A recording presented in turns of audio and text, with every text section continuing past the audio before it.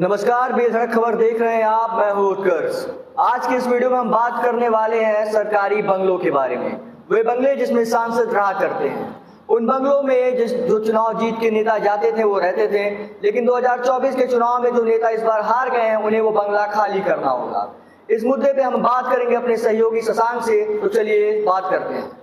शशांक, क्या कहना चाहेंगे इस मुद्दे के बारे में? देखिए, बंगला काफ़ी चर्चाओं में रहा। बंगला चर्चाओं में रहा जब 17वीं लोकसभा में चुनाव जीतने के बाद तमाम नेता गए और 2 बंगले खासा चर्चाओं में रहे। वैसे तो 3 बंगले चर्चाओं में रहे हैं, लेकिन 17वीं लोकसभा के 2 बंगले ज़्यादा चर्चाओं में रहे। उसमें एक बंगला राहुल गांधी का, जब उन्हें 2 साल की अधिकतम सज़ा दे दी गई थी। उस जो अपराध था उसमें अधिकतम सज़ा 2 साल की थी और उसमें उनको 2 साल की सज़ा सुना दी गई और उनका बंगला खाली करा दिया गया और अभी तक वो बंगला उनको वापस नहीं हुआ है। और एक बंगला था रामविलास पासवान का, जो राज्यसभा सांसद और कैबिनेट मंत्री रहते हुए केंद्र में रामविलास पासवान को अलाट था, लंबे समय से अलाट था। वो बंगला भी छीना था और उसके सामने एक तस्वीर आई थी, रामविलास पासवान की तस्वीर लिए उनके बेटे। और अब रामविलास पासवान की जो दूसरी पार्टी है उनकी विरासत संभाल रहे हैं। जब फूट हो गई, चिराग पासवान, उनकी एक तस्वीर आई थी अपने बंगले के सामने, दिल्ली में खड़े थे। उनका भी बंगला खाली कराया गया था। तो ये बंगला बड़ा महत्वपूर्ण है दिल्ली की राजनीति में रहने वाले लोगों के लिए और लोगों के लिए। तो बंगले खाली होंगे, जो मंत्री हार गए, जो बड़े चेहरे हार गए, जो नेता चुनाव हार गए। तो ये बंगला इस बार मुद्दा होगा और किसको कौन सा बंगला दिया जाएगा इस पर भी हमारी नज़र रहेगी। अब तमाम नेता हैं, जिसमें एक नेता का नाम आपने लिखा है। मैं आपको टोकना चाहूँगा, आपको शायद ये पता होगा कि जनता को मैं बताना चाहूँगा कि क्या होता है बंगलों का जो डिसीजन होता है कि बंगले कैसे दिए जाते हैं। जो अगर एक बार के विधायक है उनको छोटा फ्लैट दिया जाता है। हाँ। इस तरीके का जो मंत्री हैं, 4 बार के सांसद हैं, 4 बार के विधायक मंत्री हैं, तो वो एक ग्रेड होता है, कितनी बार चुन के आए हैं, किस पद पर हैं, वही कह रहा हूँ, वो एक ग्रेड होता है। तो उसके हिसाब से बंगला दिया जाता है। फिर आपकी प्रोफाइल क्या, आपकी सुरक्षा कैसी होनी चाहिए, इस पे भी, जैसे आपको किस तरह की सुरक्षा अलाट है, जेट प्लस है और कोई सुरक्षा है, वाई है, श्रेणी, जैसी सुरक्षा आपको, वैसा सुरक्षा के लिहाज से बंगला जिस पद पे है उसके लिहाज से बंगला। तो अब उन नामों पे भी चर्चा कर सकते हैं। पहला नाम आर.के. सिंह का, जो आरा से सांसद थे, विद्युत मंत्री थे 17वीं लोकसभा में मोदी कैबिनेट के। एक सबसे बड़ी मतलब इसमें जो बात है वो ये है कि आरा वो लोकसभा सीट है जिस लोकसभा से पवन सिंह लड़ना चाहते थे और पवन सिंह ने कहा कि मैं आरा छोड़ के काराकट इसलिए लड़ रहा हूँ क्योंकि मैं आर.के. सिंह के खिलाफ चुनाव नहीं लड़ना चाहता। पवन सिंह तो नहीं लड़े, लेकिन आर.के. सिंह अपनी सीट नहीं बचा पाए और न काराकट से पवन सिंह जीते। तो आरा की लोकसभा सीट हारने के बाद अब आर.के. सिंह मोदी कैबिनेट से बाहर हैं और उसके बाद से वो सीट दूसरे के पाले में है और ये बंगला जो आर.के. सिंह का दिल्ली का बंगला था वो खाली होगा। दूसरा नाम अर्जुन मुंडा का है।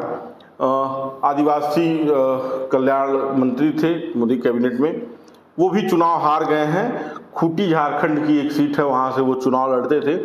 ये भी एक मतलब चर्चित नाम है, बड़े लंबे समय से राजनीति में सक्रिय रहे हैं और कहा जाता है कि जो ट्राइबल राजनीति है, जो आदिवासियों की राजनीति है, जो आदिवासियों की मांग है, उसको लेकर लड़ाई लड़ते रहे हैं। बड़े लंबे समय से ये राजनीति में हैं और मतलब इनका हारना झारखंड के तमाम नेताओं को विश्वास नहीं हो रहा है। लेकिन जैसा झटका इस बार भाजपा को 400 पार वाला लगा था, उसके हिसाब से इनकी हार भी काफी बड़ी है। 1,49,000 के वोटों से हारे हैं। कालीचरण मुंडा, हाँ मुंडा, अच्छा हाँ, इनको भी हराया है उन्हीं के समाज ने। तो एक ये विषय है। तीसरा नाम महेंद्र नाथ पांडे, भारी उद्योग मंत्री, कभी उत्तर प्रदेश के भारतीय जनता पार्टी के प्रदेश अध्यक्ष रहे, काफ़ी चर्चाओं में रहे हैं। सांसद चंदौली से थे, बनारस से एकदम सटी हुई सीट है, बनारस को काट के जिला बनाया गया था चंदौली, और भारी उद्योग मंत्री हार गए वीरेंद्र सिंह से। तो समाजवादी पार्टी के नेता वीरेंद्र सिंह से हार गए 21,000 वोटों के आसपास। पिछली बार भी बहुत कम मार्जिन से जीते थे, 10,000 से जीते थे, इस बार दोगुना हो गया उनके। हार का अंतर दुगना हो गया। पिछली बार वो हमारे ख्याल से 10,000 से जीते थे, इस बार 21,000 से हारे हैं। तो एक ये भी सीट है, महेंद्रनाथ पांडे को लेके बड़ी एंटी इनकम्बेंसी थी। और एक चीज और आप देखिएगा उत्तर प्रदेश में, योगी लोग कहते हैं, योगी आदित्यनाथ कह रहे थे कि 20 सीटें हमारे हिसाब से बदल दीजिए, और लोग कहते हैं उसमें 2 सीटों का नाम ज्यादा था, एक महेंद्रनाथ पांडे की सीट और दूसरी स्मृति ईरानी की सीट। ये दोनों सीटें बड़ी खासा महत्वपूर्ण थी, क्योंकि कांग्रेस का गढ़ जो ढहा गया था अमेठी में, वो एक बड़ा विषय था, स्मृति ईरानी ने रहा था। और योगी आदित्यनाथ कह रहे थे कि स्मृति ईरानी को बदला जाए, वहां से जीता जा सकता है, संभव है। लेकिन भाजपा नहीं मानी, स्मृति ईरानी को चुनाव लड़ाया और अमेठी में हार हुई। महेंद्र पांडे को भी बदलने के लिए योगी आदित्यनाथ कह रहे थे। और स्मृति ईरानी को लेकर तो लास्ट टाइम जो चुनाव बीत गया अमेठी का, तो उसके बाद से सोशल मीडिया पे बड़ा बवाल मचा। एक पत्रकार हैं, उन्होंने पोस्ट कर दिया, आवेश तिवारी, और उनके ऊपर स्मृति ईरानी के सहयोगियों ने और भाजपा कार्यकर्ताओं ने मुकदमा दर्ज करा दिया अमेठी में, कि उन्होंने कह दिया था कि स्मृति ईरानी और योगी आदित्यनाथ के बीच लड़ाई हो गई है। सोशल मीडिया पे वो पोस्ट आ गया था। तो एक नाम महेंद्रनाथ पांडे का है, और उसके तुरंत बाद हम स्मृति ईरानी के बारे में बताएंगे। अमेठी की लोकसभा सीट, जिसे 19 में स्मृति ईरानी ने राहुल गांधी से छीना था, जीता था, और यहाँ इस बार वो 1,67,000 मतों से चुनाव हारी हैं। महिला बाल विकास मंत्री थी मोदी कैबिनेट की, बड़ा चेहरा। जब गुजरात से वो सांसद बनी थी, मुझे थोड़ा बहुत याद है गुजरात से, तो उस समय कांग्रेस इनके वोटिंग को लेकर चुनाव आयोग के पास गई थी। ये राज्यसभा चुनाव जीत के आई थी, राज्यसभा चुनाव मंत्री बनने के लिए। और स्मृति ईरानी 14 में भी राहुल गांधी के खिलाफ चुनाव लड़ी थी, मुझे जहाँ तक याद है, और वो चुनाव हार गई थी और 19 में चुनाव जीत गई। उस वक्त राहुल गांधी के खिलाफ एक और चेहरा चुनाव लड़ा था, कुमार विश्वास कहा जाता है, कवि कुमार विश्वास। और कुमार विश्वास ने कहा था, मैं हारूं या जीतूं, अमेठी छोड़ के नहीं जाऊंगा। और ऐसी हार हुई कि उन्होंने कहा, मैं न हारा हूं न जीता हूं, मुझे इस स्थिति में लाके खड़ा कर दिया गया है कि मैं अमेठी में नहीं रहूं। आम आदमी पार्टी के नेता थे, इस समय साइडलाइन चल रहे हैं, आम आदमी पार्टी से नाराज हैं और तमाम बातें हैं उनको लेकर। खैर, संजीव बालियान पे आते हैं। मुजफ्फरनगर सीट से चुनाव लड़ते थे, हरेंद्र मलिक ने इनको 74,000 वोटों से करीब करीब हराया है। तो इनकी भी एक बड़ी हार है। जाटों में किसान आंदोलन की भूमिका कह लीजिए। संजीव बालियान एक मजबूत पकड़ रखते हैं। संजीव बालियान भी मोदी सरकार में मंत्री थे, और उनका हारना, उनका इस तरह का चुनाव हारना मोदी सरकार के लिए चिंता का विषय है। और मुजफ्फरनगर भारतीय जनता पार्टी के लिए महत्वपूर्ण सीट थी, वो हार गए संजीव बालियान, और वो भी एक मुद्दा रहा। और उनका भी बंगला छीने का, आप देखते हैं किसको मिलेगा। संजीव बालियान हो सकता है चर्चाओं में है कि राज्यसभा के माध्यम से जाएं, क्योंकि जाटों को और पश्चिमी उत्तर प्रदेश को मजबूत करने के लिए भारतीय जनता पार्टी संजीव बालियान को कहीं ना कहीं तो भेजेगी। एक बड़ा नाम आ रहा है सामने, अजय मिश्रा टेनी का। अजय मिश्रा टेनी वो नाम है जो गृह राज्य मंत्री मोदी सरकार में चर्चित रहे, और चर्चित उनके बेटे ने थार चढ़ा दी थी किसानों पे। संजीव बालियान और इनका कनेक्शन ये देख लीजिए, जब किसान आंदोलन चल रहा था तो एक मामला हुआ था लखीमपुर में, जहाँ पर थार चढ़ा दी थी किसानों के ऊपर। हाँ, वो एक विवाद हुआ था, काफी चर्चित रहा। केशव मौर्य उस समय उप मुख्यमंत्री उत्तर प्रदेश के, वो एक प्रोग्राम में जा रहे थे, वहीं जाना था इनको। इनके बेटे को जेल में है। हाँ जी, नहीं जमानत पे है शायद, मुझे जो जानकारी है, बहुत अपडेट नहीं हूँ मैं इस बात को लेकर। तो गृह राज्य मंत्री थे और इनको फिर दोबारा मौका दिया था भारतीय जनता पार्टी ने। और एक तस्वीर जब अमित शाह की आती थी अपने विभाग से निकलते हुए, कार्यालय से निकलते हुए, उनके साथ अजय मिश्रा टेनी की तस्वीर होती थी, एकदम तुरंत पीछे चलते हुए दिखते थे, एकदम हाई प्रोफाइल चेहरा। लोग कहते हैं कि पूरे क्षेत्र में जो है एक अलग तरह का जलवा है उनका। तो वो भी सीट हार चुके हैं, उनका भी अब बंगला छिन जाएगा। चौथा नाम है, सातवां नाम है, सॉरी सातवां नाम है, क्या नाम इनका, राम साहब दानवे। महाराष्ट्र से आते हैं, मोदी सरकार में मंत्री थे। 1991 से ये लगातार 1991 से लगातार सांसद, हाँ, और इस बार ये 1 लाख वोटों के करीब करीब से हार गए हैं। रेल राज्य मंत्री थे, रेल हादसा भी जल्द हुआ है, तो खैर इसका आरोप इनके ऊपर नहीं लगेगा, नहीं लगा सकते। और इनका भी अब बंगला खाली होगा।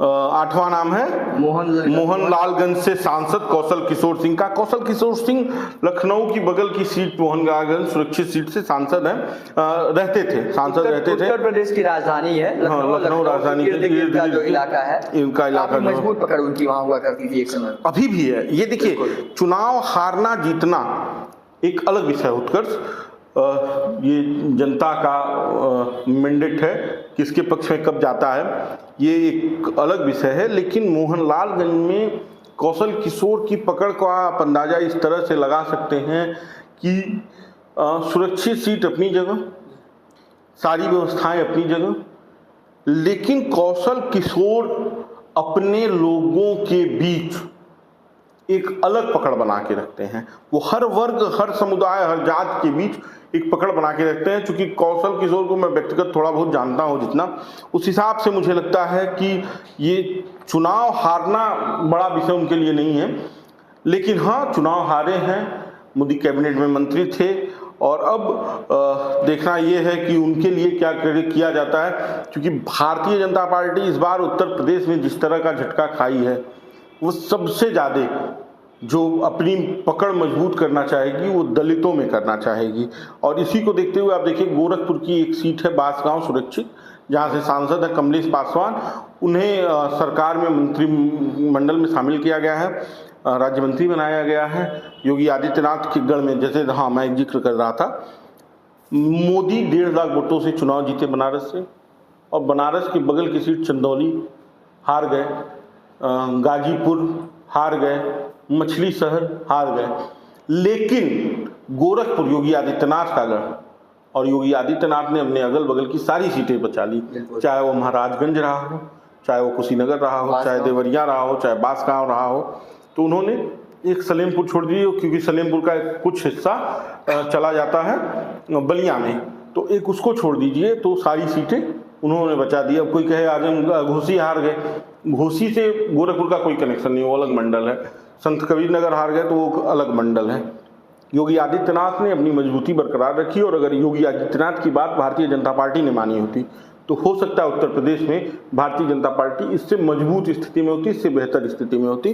तो एक कारण वो रहा। तो ये वो मंत्री थे मोदी कैबिनेट के जो चुनाव हार चुके हैं, और हारने के बाद वो बंगला जिसको निराला प्यारा बनाने के लिए बड़ी मेहनत 5 साल तक करते हैं, दिल्ली में रहते हैं, नेताओं के बीच घूमते हैं, जनता के बीच नहीं आते जाते हैं, जिसका खामियाजा भुगतना पड़ा उन्हें।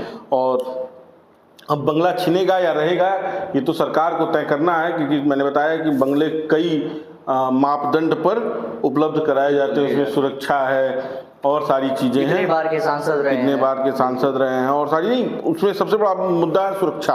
अब सरकार में जो लोग हैं, वो मैंने बताया संजीव बालियान को किसानों पर पकड़ बनाने के लिए राज्यसभा भेजा जा सकता है, कौशल किशोर को भी कहीं ना कहीं एडजस्ट किया जाएगा, ये आप जान लीजिएगा। तो ये चेहरे हैं कि जिनको कहीं ना कहीं एडजस्ट करना है, कहीं ना कहीं इनको ले जाके सेट करना है, क्योंकि इनके बिना राजनीति संभव ही नहीं है, राजनीतिक दलों की। बाकी का आप बेधड़क खबर देखते रहिए। ये वीडियो आपको कैसा लगा हमें बताइए। उत्कर्ष, ओवर टू यू। धन्यवाद शशांक, आपने मेरा डायलॉग बोल दिया। आप बेधड़क खबर देख रहे थे, आपने इस वीडियो में अपडेट पाया कि कौन से सांसद को अपना बंगला खाली करना पड़ सकता है। और ये वीडियो आपको कैसा लगा हो, फेसबुक पे अगर आप देख रहे हैं तो हमारे चैनल को फॉलो करें, वीडियो को लाइक करें। अगर आप हमें यूट्यूब पे देख रहे हैं तो हमारे चैनल को सब्सक्राइब करें और कमेंट बॉक्स में अपनी राय जरूर दें। धन्यवाद।